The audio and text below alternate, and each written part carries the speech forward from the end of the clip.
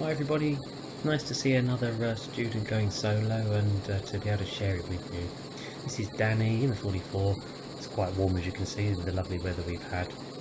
And we've already been practicing various merges in the circuit, malfunctions, all sorts of things. And then we've done a couple of kind of mock first solos just to remind Danny of the process and the changes of centre of gravity that I'm showing in there, typically where the cyclic will be when he's hovering without me being on board. But we always constantly remind the student like Danny that don't forget that I can't guarantee it'll be there, it's just a guide, just a suggestion, but you'll have to discover that for yourself as you lift for the first time by yourself without me being on board.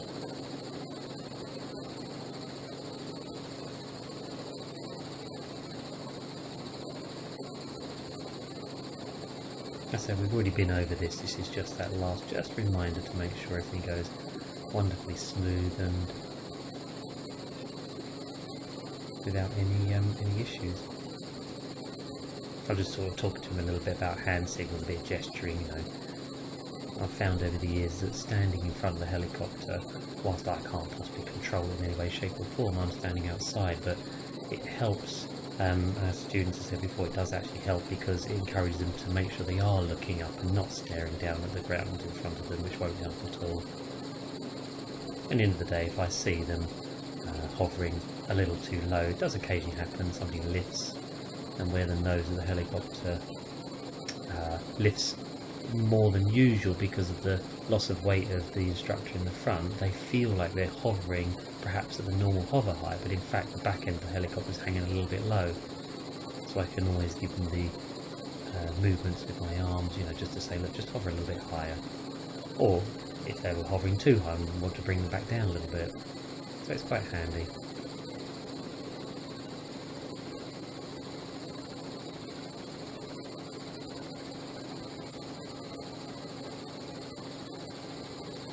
Making a note on my knee board, and I'm about to hop out of the helicopter, so of course this becomes another flight.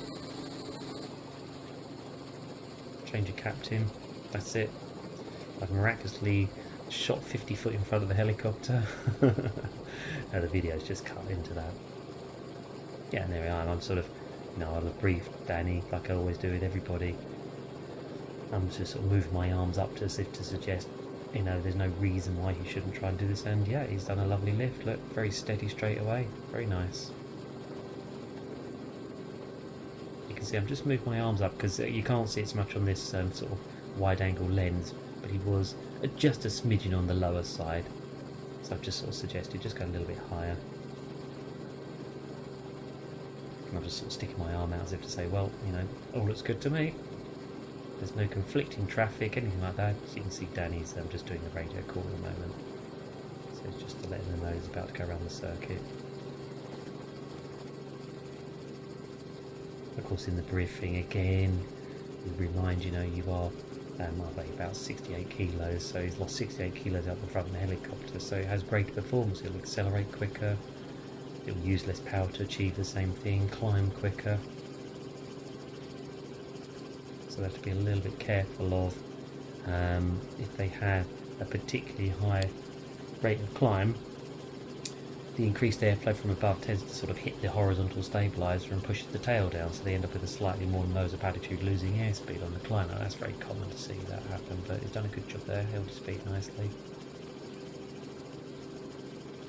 The next thing they have to be careful of is that they don't exceed the circuit height. But yeah, judging by the instruments, got it all nicely under control at the moment. Looks very smooth, very good.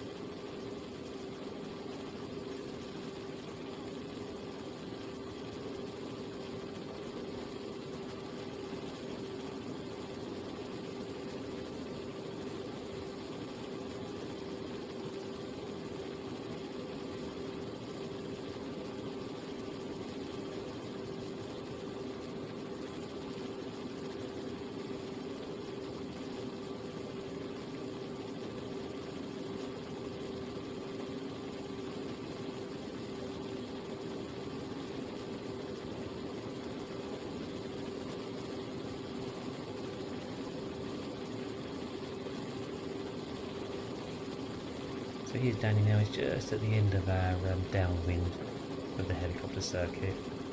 So they've done his downwind calls and checks, etc. And just beginner descent. So you can see he's reduced the manifold air pressure, so he's beginning to come down.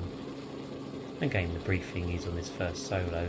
It'll feel slightly reluctant to descend where you've once again lost that weight out of the front of the helicopter. Especially on a warm summer's day, if you catch a slight thermal, you really don't want to descend. So he's set that up quite nicely, judging by the looks of things. Yeah, it's perfect at 530 turns up to final. Looks like he's doing somewhere in about 60 knots. Sight picture was good. Not too fast, not too slow, not too high, not too low. Very nice.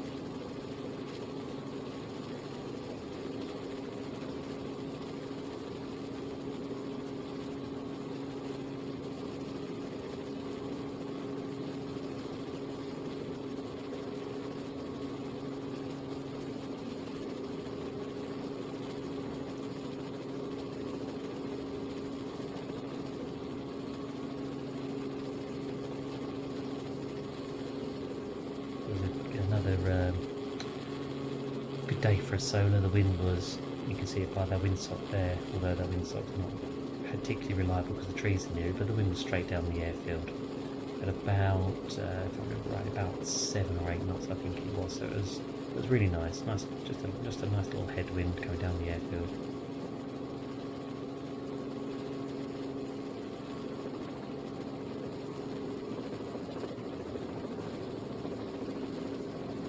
Good, so sort of coming down towards the hover in the sort of first third of the airfield. You can see me just up there on the left hand side.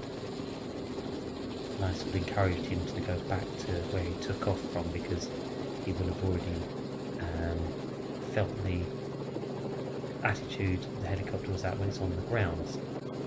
Because there's a bit of a slope at Elstree, so we have to be a little bit careful about where we choose to land. Otherwise it would be a bit of an unusual attitude, for instance, which would make it more tricky. So he's found his way back to where he started from. That's good. You can just see me encourage him, just take a moment to hover, don't rush it, and then think about the landing, just to compose yourself. So you can see he's just had a little readjustment because he had a little wobble on his way down. That's fine, he's gone back up, composed, and gently back down again. And there we are. Really good.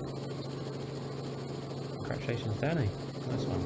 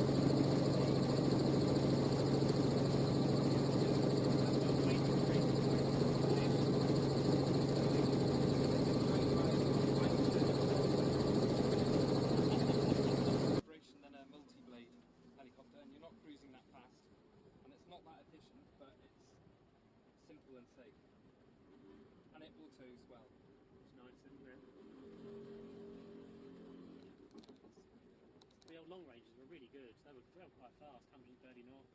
Oh, nice. Smooth. Why is the 505 limited to then 100%? It might just be because it's not been around long enough yet for them to be happy for it to be faster. I don't think they have such an expensive engine mount. Rotor gearbox mount. I think the Long Ranger had a proper had a noble beam mounted. Yes. It was smooth. Yes, and the good. 505 is cheaper, so it doesn't have that. Yeah, the Long Range were good. It was set up nicely. They were really good. Myself. Really, really good. 1343. Sounds good to me. Back on, presume just a tiny bit more. 0.22, 1519 is 22. Feel. You tell me I'll shut this down.